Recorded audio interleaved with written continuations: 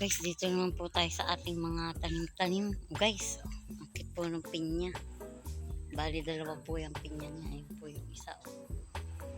Tapos po may mga kalamyan. Wala pa lang po siyang bunga.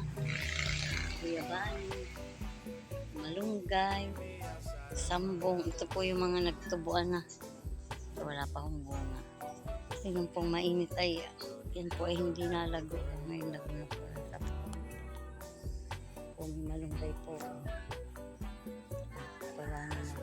Tapos pinya po yan, mangga, mga pahunang balinghoy dito, kaya lang po malanggam. Saging po naman, wala pa yung kumbong. Po yung mga tanim dito po, ito sa harapan ng bahay, may balinghoy.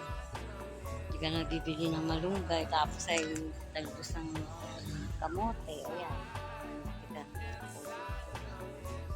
Instant tanlad pa. Panlak sa adobong manok. Adobong manok ng ginataan. Sarap yun. Masarap po yun. Yan pa po. Ito po yung kadyos. Parang siyang buhay. Ayun, malunggay mataas na mataas. May puno ng langka. Dito pa lang po, hindi ka nabibili ng mga gulay. Yung talbos kamuting yan ay hindi ka nabibili. Ang mahal din po yan 10 piso po isang ang unti pa. Yung mga sampay nandun na naglago. Pati yung kakao. Pati po yung kakao. Nagbunga na yung kakao. Po guys, mamumuti po tayo ng kakao. Nakakita po tayo ng kakao. Ito po guys, nakakita po tayo ng kakao. Siya po ay hinog na. Ayan. Kain na po natin.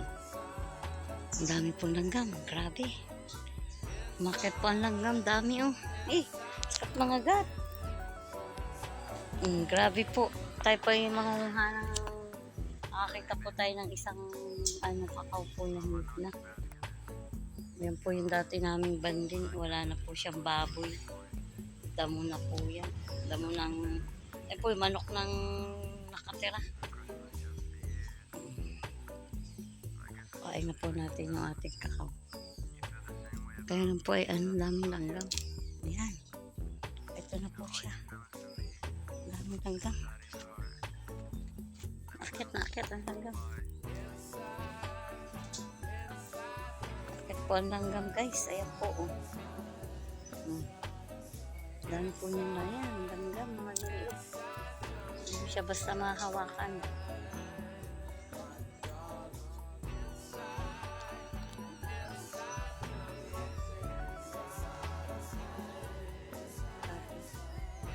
Grabe yung langgam ito.